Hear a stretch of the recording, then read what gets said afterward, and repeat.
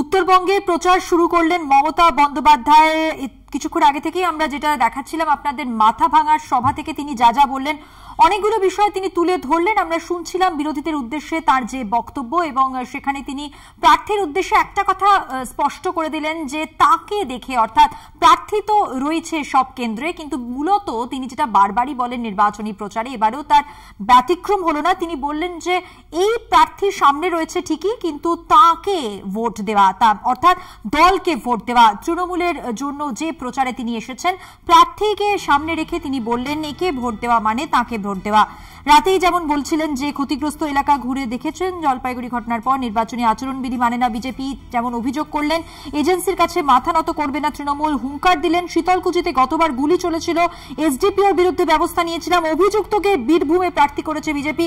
হাজারো অভিযোগ তার, যা যা তার বলার ছিল এই সভা থেকে, তার যে বার্তা তা তিনি স্পষ্ট করলেন। কিছুক্ষণ ধরে সেই সভা আপনাদের সামনে তুলে ধরলাম। বিজেপির নীতি one nation one political party, কোনো আইন মানে না কেন্দ্রীয় সরকার, তার বক্তব্যে স্পষ্ট করলেন তিনি।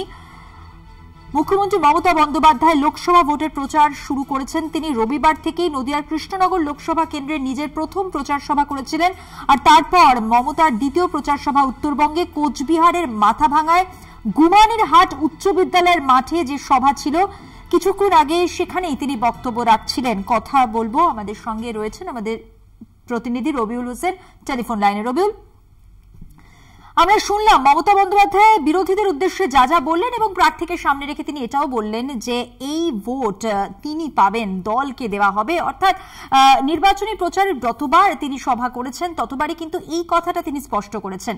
আর কি বার্তা দিতে চাইলেন তিনি, তোমার কাছে আরো একবার জানতে চাইবো। দেখো মধুবন্দিদি, আজকে গুমানীহাট উচ্চ বিদ্যালয় থেকে শুরু করে কোচবিহার জেলায় মুখ্যমন্ত্রী মমতা বন্দ্যোপাধ্যায় তাদের দলীয় যে প্রার্থী রয়েছেন জগদীশ বসুনিয়া, তার হয়ে কিন্তু একেবারে নির্বাচনী প্রচার শুরু করলেন। আজকের এই গুমানীহাট উচ্চ বিদ্যালয়ের জনসভার মাঠে বক্তব্য রাখতে গিয়ে একদিকে যেমন কেন্দ্রীয় তদন্তকারী সংস্থাকে নজিরবিহীন আক্রমণ করলেন, তেমনি কেন্দ্র সরকারের একাধিক আইন, সিএ, এনআরসি সহ একাধিক বিষয় এবং সেই সাথে বাংলার উন্নয়নের সঙ্গে কেন্দ্র সরকারের উন্নয়নের একাধিক বিষয় তিনি কিন্তু তুলনা করলেন। সেই সঙ্গে তাৎপর্যপূর্ণভাবে আজকে যখন রাসমেলার মাঠে, কোচবিহারের রাসমেলার মাঠে প্রধানমন্ত্রী নরেন্দ্র মোদী সভা রয়েছে তাদের দলীয় প্রার্থী নিশীথ প্রামাণিকের সমর্থনে, সেই সভার প্রায় 4 ঘন্টা আগে কিন্তু কার্যত নিশীথ প্রামাণিককে নজিরবিহীন ভাবে আক্রমণ করলেন মুখ্যমন্ত্রী মমতা বন্দ্যোপাধ্যায়। একেবারে তাকে কিন্তু গুন্ডা আখ্যা দিয়ে তার বিরুদ্ধে যে একাধিক মামলা রয়েছে সেই মামলার কাগজপত্রও কিন্তু তিনি তার দলীয় কর্মীদের হাতে তুলে দিতে চাইলেন, এবং একই সাথে প্রধানমন্ত্রী নরেন্দ্র মোদী ইডি, সিবিআই এবং একই সাথে ইলেকশন কমিশনকে কাজে লাগিয়ে যে বিভিন্নভাবে ভোট হাতে যাচ্ছে সে বিষয়ে কিন্তু তিনি স্পষ্ট ভাবে আক্রমণ করলেন এবং দলীয় কর্মীদের বার্তা দিলেন যে 19 তারিখ নির্বাচন পার হয়ে গেলে যে আগামী যে কয়েকদিন থাকবে গণনা কাজে, সেই সময়টা কিন্তু স্ট্রং রুম যেখানে অর্থাৎ ইভিএম থাকবে, সেই ইভিএম কিন্তু স্পষ্টভাবে পাহারা দেওয়ার কথা বললেন। সেই সাথে কিন্তু তিনি দলীয় যারা নেতৃত্ব রয়েছে তাদেরকে কিন্তু কিভাবে গ্রাম বাংলার সাধারণ মানুষের কাছে গিয়ে ভোট চাইতে হবে, কি কি উন্নয়নের কথা তুলে ধরতে হবে, সে বিষয়ে কিন্তু তিনি বিস্তারিত আলোচনা করেন। এবং প্রধানমন্ত্রী নরেন্দ্র মোদীর সভার ঠিক আগে তিনি কিন্তু মাথা ভাঙার মাঠে দাঁড়িয়ে কিন্তু স্পষ্ট অনেকগুলো বিষয় তিনি তুলে ধরেছেন। তার স্পষ্ট বক্তব্য, তার বার্তা কর্মী সমর্থকদের যেমন দিয়েছেন, বিরোধীদের উদ্দেশ্যেও কিন্তু হুঙ্কার দিলেন, স্পষ্ট করলেন তার বক্তব্য।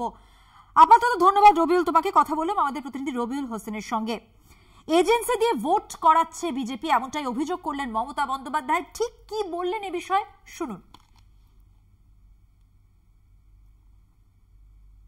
বিজেপি পার্টি ইলেকশন কোড মানে না, কারণ ওটা ওদের নিজেদের ঘর বাড়ি। যে যার ইলেকশন, এটা রাজ্যের ইলেকশন নয়, কেন্দ্রের। যার ইলেকশন, যার বিয়ে তিনি নিজেই পুরোহিত, অর্থাৎ ওদিকে কেউ তাকিয়ে দেখে না। ওরা মারলেও দোষ নয়, অ্যারেস্ট করলেও দোষ নয়, এজেন্সি দিয়ে ইলেকশন করাচ্ছে। আর বাড়ি বাড়ি গিয়ে বলছে বিজেপিকে ভোট দাও এবং এজেন্সি থেকে মুক্তি পাও। আমি বলি যার বিরুদ্ধে এজেন্সি করবে, কেউ মাথা নত করবে না, তার কারণ ওদের শিক্ষা দেওয়ার প্রয়োজন আছে।